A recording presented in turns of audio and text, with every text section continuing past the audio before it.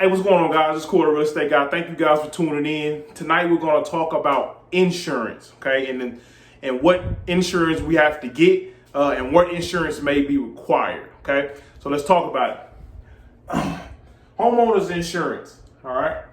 Homeowners insurance is something that can be shopped by the buyer, okay. Just like you would do any other insurance, like your car insurance, your auto insurance, or renter's insurance. This is something that needs to be shopped by you. Get the best quote that works for you and your family, okay?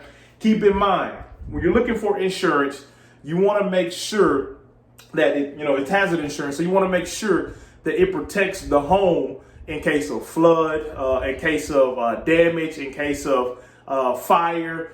These things you want to know specifically when talking to your State Farms, Allstate, and Liberty Mutuals, anywhere you want to go to get insurance, you can get it.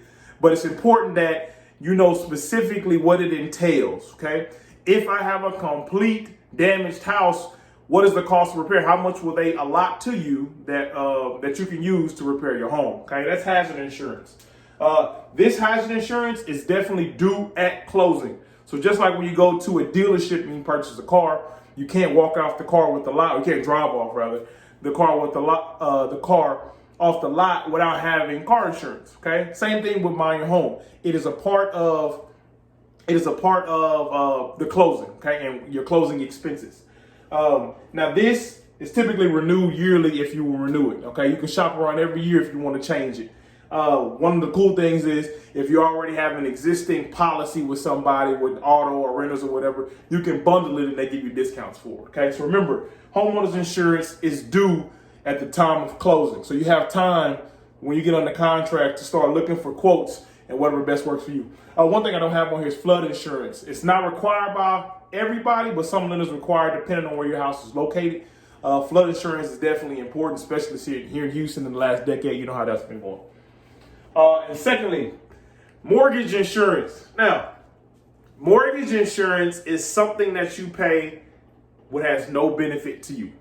Okay, it's one of those things that it's like, I gotta have it, but there is a way for you to get away from it. What that is, with PMI, you typically see that on a conventional loan, okay? On a conventional loan, if you can put down up to 20%, if you can put down at least 20%, you escape from paying that. Now, there is certain mathematical science to it. You speak to that with me when we go over the financials, when they look at your loan, when we look at your loan to see if that makes sense. And we can go into detail with that later on. But mortgage insurance, you can escape from paying that if you put down 20% of your home at the time of closing. It's a large amount, especially depending on the sales price. So just keep that in mind. Now, MIP, mortgage insurance premium, is typically found on FHA loans. And with FHA loans, the lender requires this. And all that is just if you default on the loan, just simple terms, if you default on the loan, the lender does not take the brunt of the hit for you not making payments, okay? That's all that means. There are entities that are companies that provide this insurance solely to the lenders.